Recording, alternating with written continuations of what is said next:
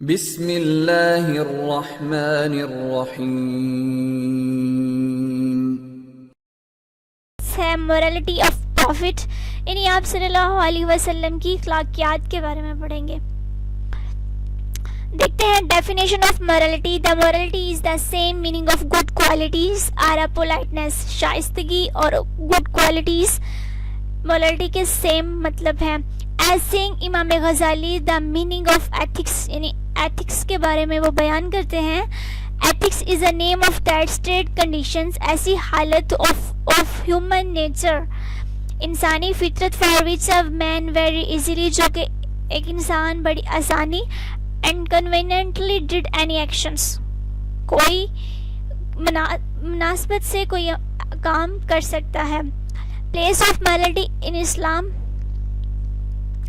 Among the things on which the Prophet Muhammad صلی اللہ علیہ وآلہ وسلم has laid the greatest stress، جس چیز پر آپ صلی اللہ علیہ وسلم نے سب سے زیادہ دباؤ ڈالا after belief، عقائد کے بعد، and maintained that the felicity and salvation of mankind is depend upon them، انسان کی فلاح و بہبود انہی پر انحصار کرنی is the cultivation of good manners and noble qualities، اعلیٰ qualities of mind یعنی and character، avoiding evil، برائی سے پرہیز and unseemly behavior and keeping away from vicious habits، اور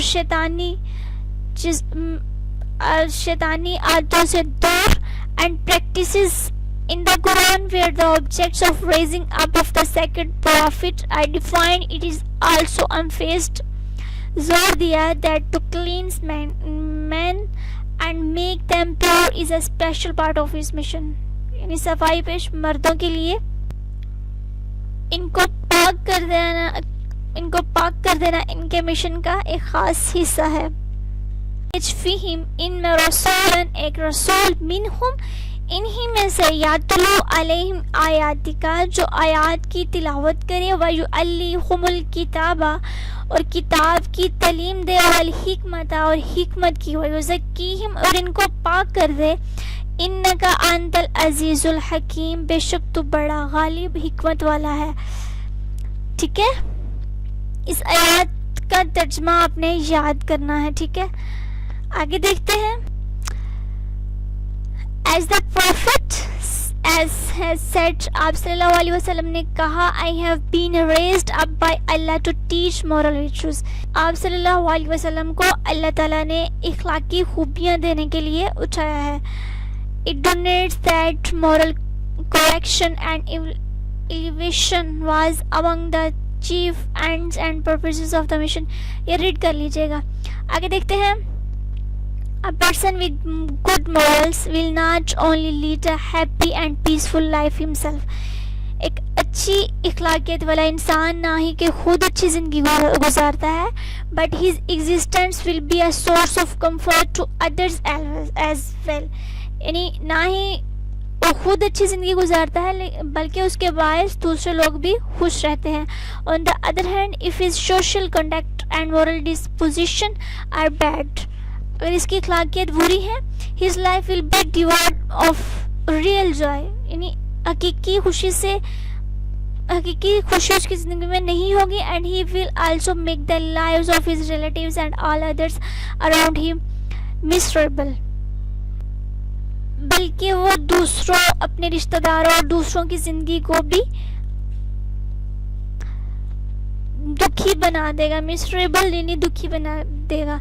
there are of good or evil behavior we experience in our daily existence، یعنی ہم اچھے اور برے بیہیویئر کے اثرات تو ڈیلی زندگی میں دیکھ ہی رہے ہوتے ہیں but it is going to result for more serious result in the everlasting life of the hereafter، یعنی اگر اچھے ہیں تو ان کا اچھا ملے گا اور برے بیہیویئر کا ان کے نتائج تو آخرت میں اس سے بھی زیادہ سنگین ہوں گے، یعنی اگر ہم کچھ برا کرتے ہیں تو ہمیں اس کا نتائج بھگتنا پڑتا ہے روزمرہ زندگی میں، لیکن آخرت میں اس کے نتائج اس سے کہیں زیادہ سنگین ہوں گے۔ The sequel of noble morals in the hereafter is the good pleasure of the Lord and paradise، while that of bad manners and evil conduct is the wrath of Allah and fear of hell. یعنی اچھے اخلاق سے اللہ تعالیٰ کی خوشنودی ملے گی اور دنیا میں سکون رہے گا، لیکن اگر برے کریں گے تو اس کا تو پھر غضب ہوگا اور اس کی جگہ دوزخ ہوگی. آگے کہا جاتا ہے the same two kinds. آپ صلی اللہ علیہ وسلم نے اخلاقیات سے متعلق دو اقسام بیان کی ہیں. One in which he has laid emphasis on the or moral goodness, اچھی اخلاق as a principle, explain the worth and importance of good and virtuous habits. یعنی اچھی اور نیک عمل کو واضح کیا. آگے دیکھتے ہیں and indicated the unique reward they are going to fetch in the hereafter, and the other that contain the advice and instructions جو کہ نصیحت to require or avoid a particular moral attribute، جو کسی خاص وصف کو حاصل کرنے کے لیے یا اس سے بچنے کے لیے نصیحت اور ہدایت پر مشتمل. It is related by Abdullah ibn Umar that the messenger of Allah said. عبداللہ ابن عمر سے روایت ہے، آپ صلی اللہ علیہ وسلم نے فرمایا the best of you are those who possess the best of manners. آپ میں سے بہترین وہ ہیں جو بہترین سلوک کے مالک ہیں. آگے ہے ابو ہریرہ ریلیٹڈ ٹو اس. ہم سے حضرت ابو ہریرہ بیان کرتے ہیں believers who possess better manners are the most perfect in faith. مومن جو بہتر آداب رکھتے ہیں وہ ایمان میں کامل ترین ہیں. آگے یہ آپ لوگوں نے چھوڑ دینا. آگے دیکھتے ہیں the treasure of words، تمام دنیا کو پالنے والا، for he is the owner of all goodness.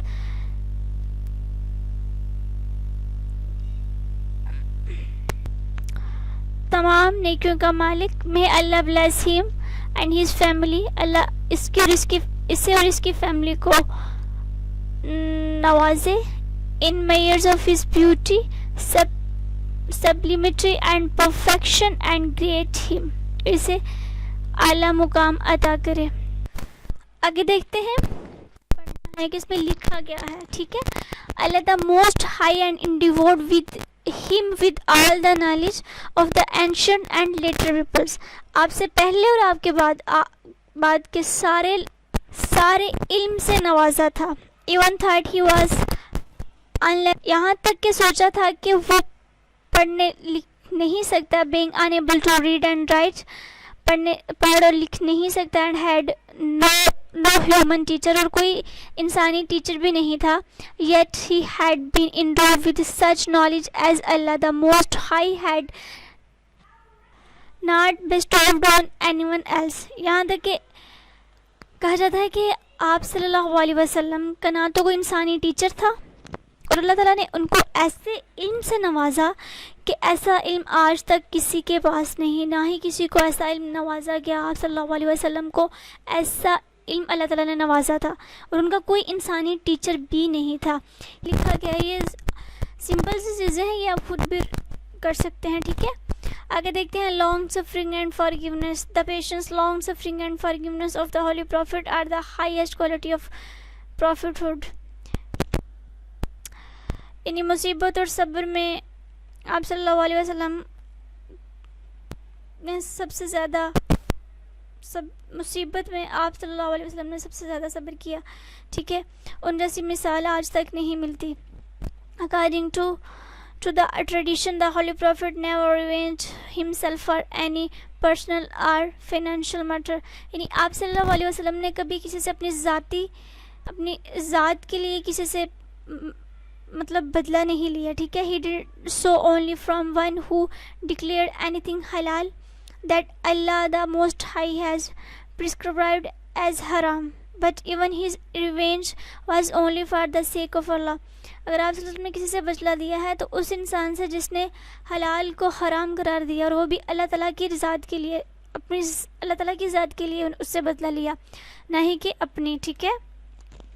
آگے ہے the hardest suffering fell to the lot of the holy prophet in the battle of Uhud. جنگ احد میں آپ صلی اللہ علیہ وسلم کو سب سے زیادہ تکلیف پہنچی. when the unbelievers fought against him and caused him، جب کافروں نے اس کے خلاف جنگ لڑی اور اسے سخت غم و پریشانی کا سامنا کرنا پڑا. آگے دیکھتے ہیں but he intended himself to suffer and forgive, but taking pity on them also excused them for their misbelief and ignorance and said. لیکن اس نے نہ صرف خود کو تکلیف اور معافی کا دافع کیا، ان پر ترس کھانے ان کی غلط فہمی اور جہالت کے سبب انہیں معاف کر دیا اور کہا او اللہ show my people the right path، میرے انسانوں کو سیدھا رستہ دکھا. for they know not، وہ جو نہیں جانتے. in another tradition the words، ایک اور روایات میں یہ الفاظ ہیں او اللہ forgive them، او اللہ forgive them یعنی انہیں بخش دے. آگے ہے are also included when the companions who felt grieved at this set or obstacle of Allah would that you had caused them. کچھ صحابہ آپ کے پاس آئے اور کہا اے اللہ کے رسول ان پر بد دعا دے. so that they were annihilated. he replied، آپ نے جواب دیا I have not been sent to curse، میں اس لیے نہیں بھیجا گیا کہ ان کو بد دعا دوں but to call people to the truth and as mercy for the creation. آپ صلی اللہ علیہ وسلم نے جواب دیا کہ مجھے ان کو بد دعا یا لعنت دینے کے لیے نہیں بھیجا گیا بلکہ ان کو سیدھا رستہ دکھانے کے لیے بھیجا گیا ہے، ان کے لیے رہنمائی بنا کے بھیجا گیا ہے. آگے دیکھتے ہیں keeping his word on the occasion of the battle of Badr the number of the Muslim was very small، یعنی مسلمانوں کی تعداد غزوہ بدر میں بہت کم تھی. and they stood in need of every hand they could muster. Huzaifa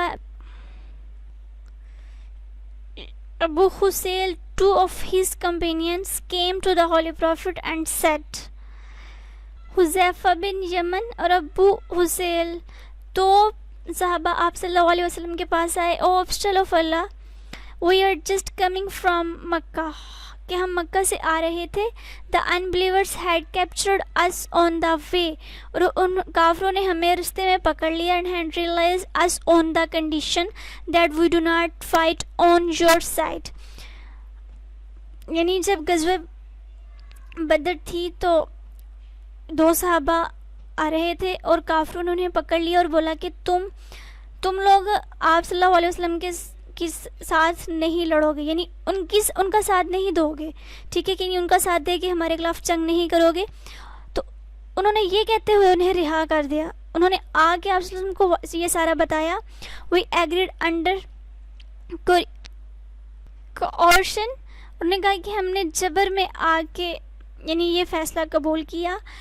but we will certainly fight the unbelievers، لیکن اب ہم ان کے خلاف لڑیں گے. دا ہولی پروفٹ سیڈ، آپ صلی اللہ علیہ وسلم نے کہا not at all, keep your words, اپنے جو آپ نے بولا تھا اس پہ قائم رہو. And leave the battlefield, اس کو چھوڑ دو، یعنی جنگ کو چھوڑ دو. جو آپ نے ان سے بات کی تھی اس پر قائم رہو. We will keep our word in all circumstances, we need the help of اللہ اونلی.